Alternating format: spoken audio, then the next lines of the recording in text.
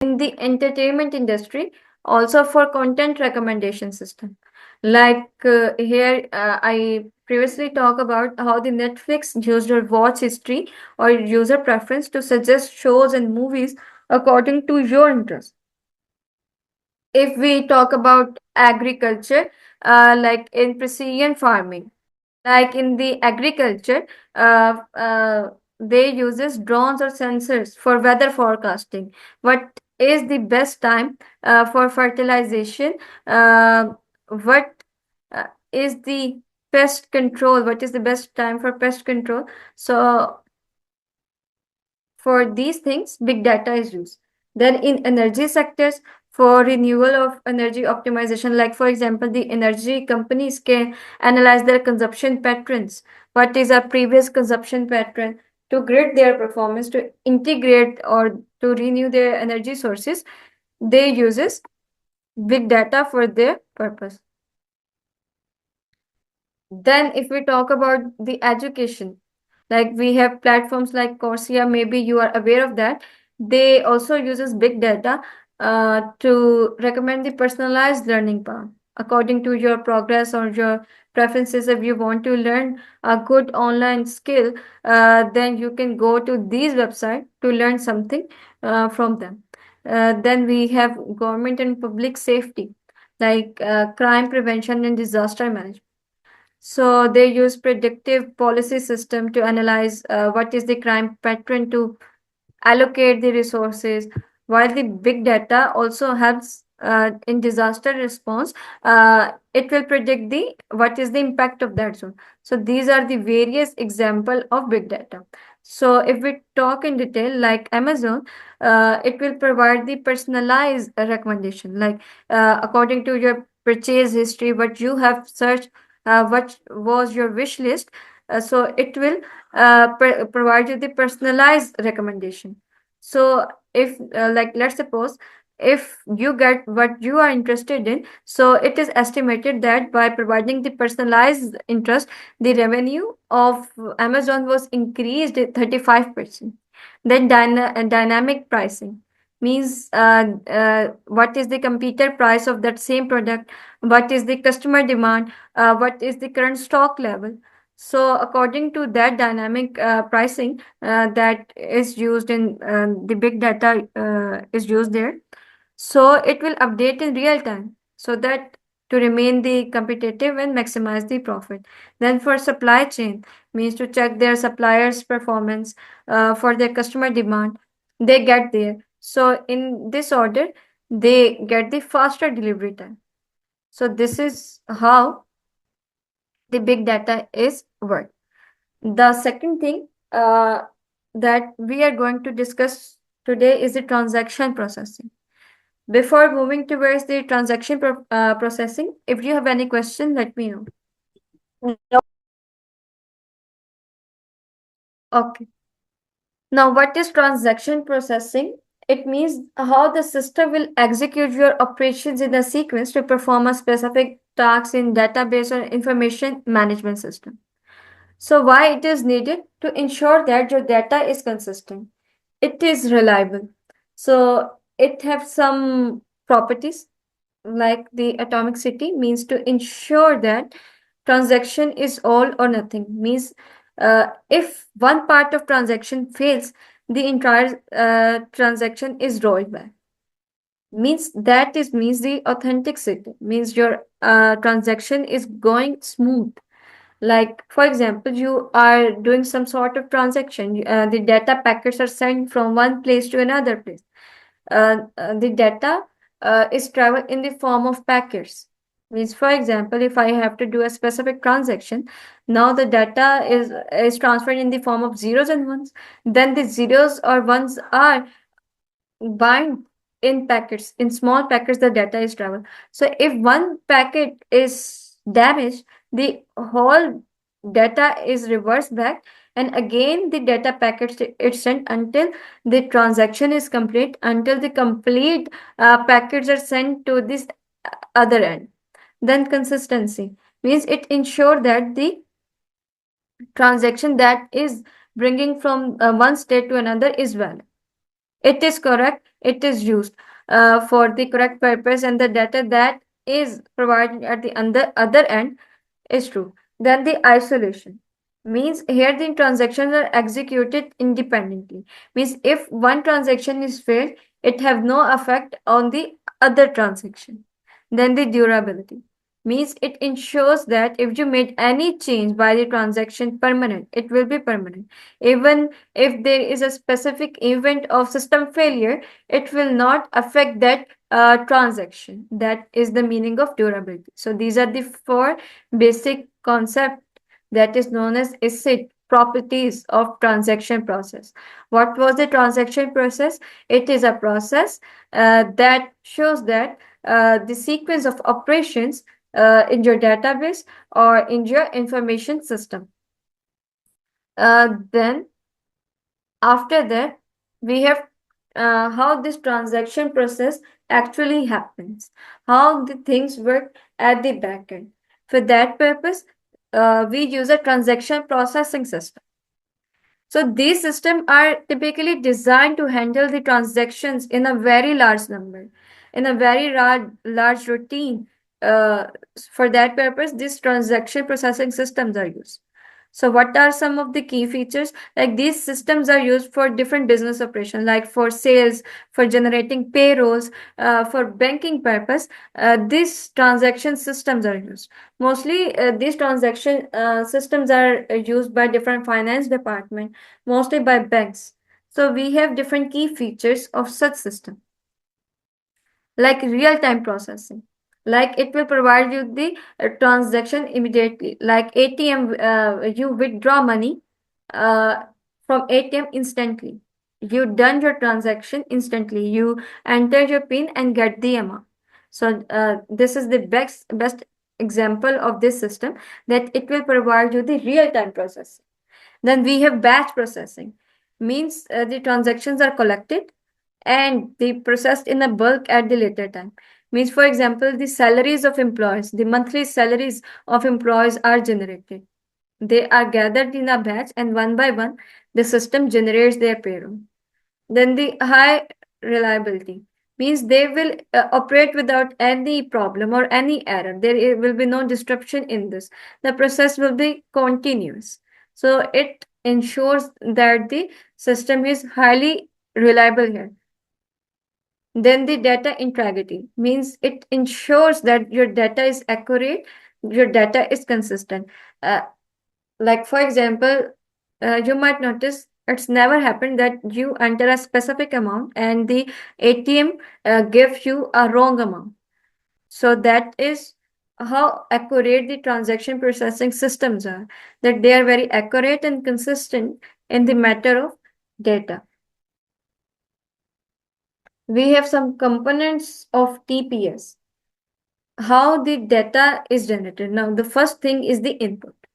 Like for example, you enter your PIN. They will collect the transaction data like through barcode or scanning at the checkout, or your PIN can be an example of input here.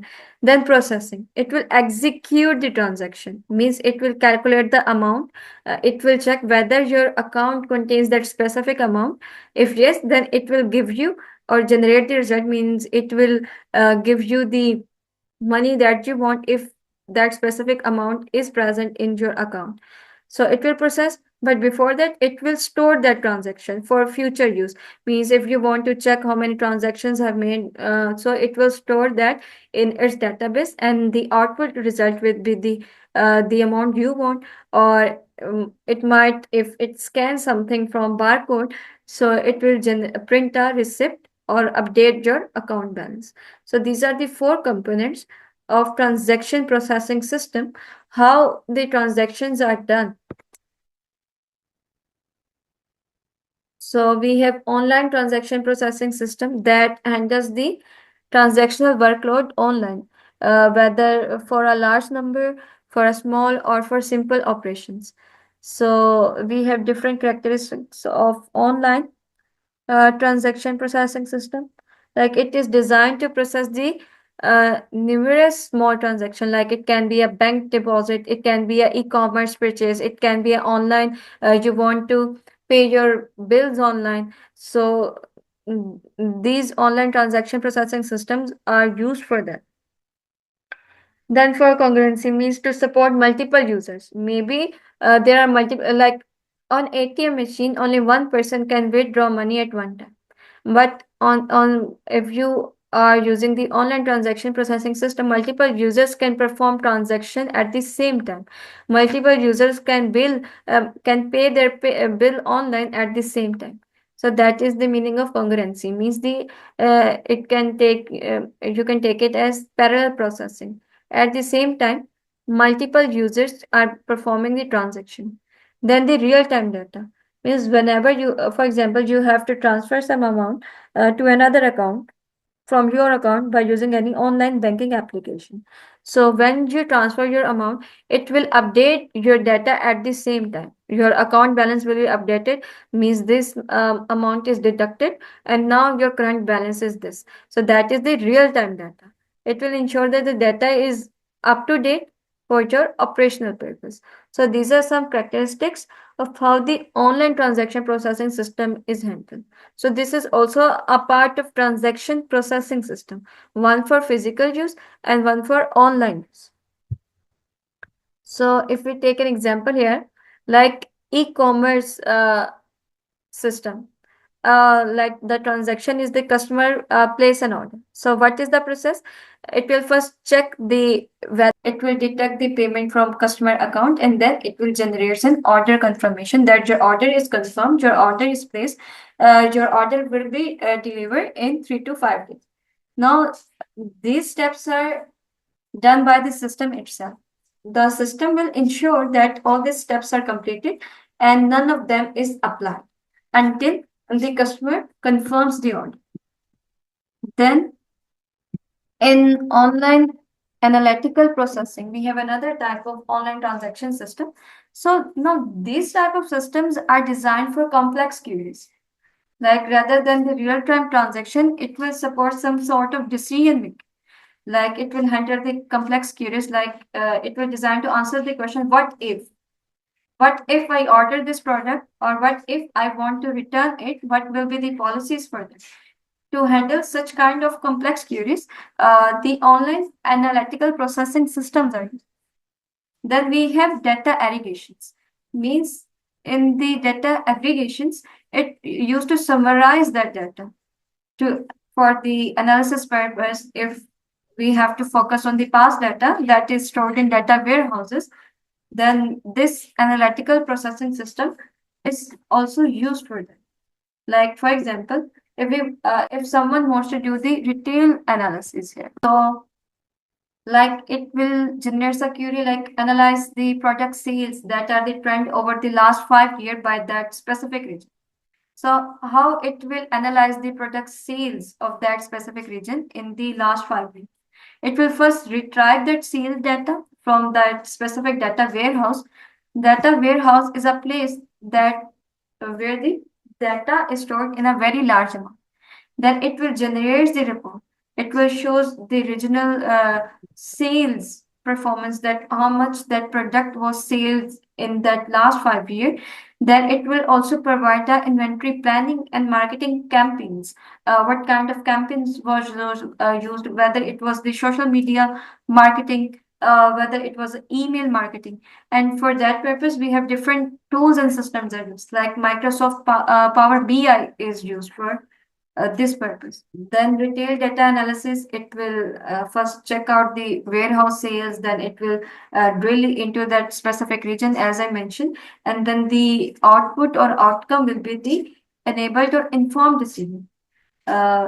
Maybe it will restock that inventory, maybe it will restock that marketing.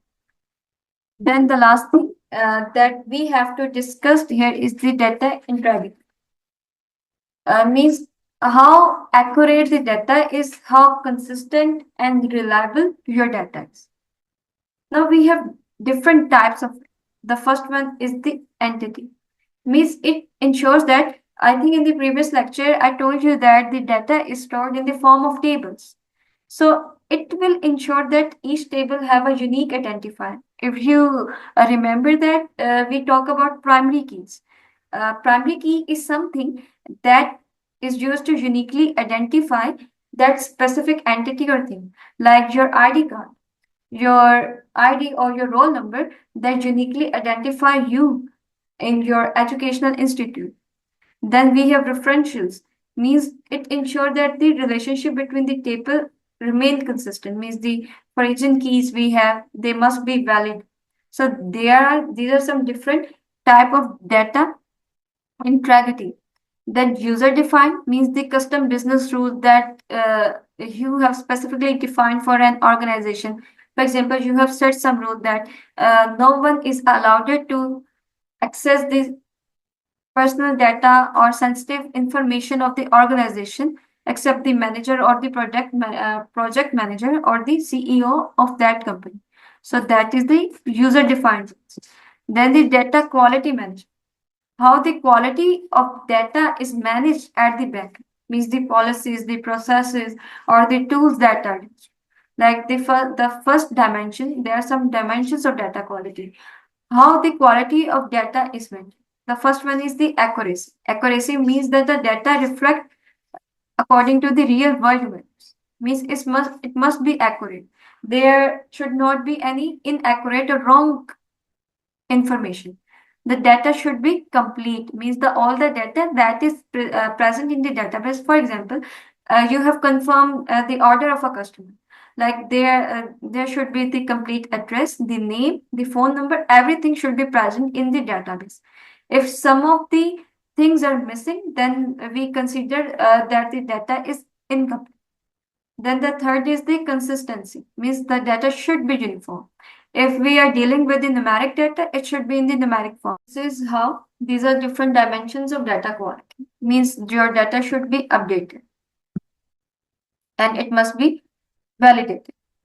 So how the processes are done in the data quality management? The first is the data profiling. Means it will examine the data is error free. If there is any error, it will clean them. It will highlight them. Then the data cleansing is done. Means like in data profiling, if there are some errors, the data cleansing process will clean out that error. It will correct the errors in the data set. Then the data monitoring is done. Means it will check for the quality standards. Means whether the data is of good quality or not. Then it will apply some rules on the data to maintain the data quality. For example, if we take a scenario here, like a bank wants to ensure the accurate customer information. The first action, it will periodically checks are performed to detect whether some duplicate records are present or if there is any invalid contact detail there. Then the outcome of these processes will be, it will reduce the errors in the communication. So in order to satisfy their customers. Then the quality control, that is how the quality control is done in the DBMS. We have some techniques here, like the constraints. In the upcoming lecture, we will talk deeply about these keys. Like I have give you a minor concept of primary key, means to uniquely identify a specific record, we use primary key. Then for origin key, it will enforce some referentials there. So not null means it will prevent, not null is also a constraint or rule that will prevent that each and every field is not null. There is some value that is present there. So we have triggers, we have indexes, we have normalizations. So these are different techniques to maintain the quality of data. What is normalization? Maybe sometimes the data is duplicate. So what the normalization will do, it will, we have three levels of normalization. We have first normal form, we have second normal form, we have third normal form. So here it will reduce the duplication of data just to ensure that the data is consistent. Then indexing means it will number each and every entity to ensure that the data is not duplicate. For example, a hospital database enforce constraints, means it applies some rules. The action is that each and every patient should have a unique ID so that there should not be a duplicated patient record. Their appointment dates must not be in the past. So they have a check constraint. Now, what will be the outcome of that? It will prevent the scheduling error there. So the last thing that we are going to discuss is the data security. How the data security is done. The first one is the access control. Means according to their role, the access is provided. For example, only the HR personalities can access the employee's salary detail, not the other person. Even the employee themselves cannot check out their salary details. Then the encryption algorithm. I have talked about encryption that it will convert the data into unreadable format without a description. Like the online banking uses the SSL encryption for the secure transaction. Then authentication and authorization means it will first verify the user whether it is the authentic or authorized user or not. If yes, then the access is granted for logging in for that specific account. Then backup and recovery means it will ensure that the data can be restored if in the case of any failure. So if you have any question about today, let me know. We have discussed three topics: big data analysis. After that, we have discussed the online transaction processing system. And third one is how the data is maintained accurately in database management system. No, Any no, questions? ma'am.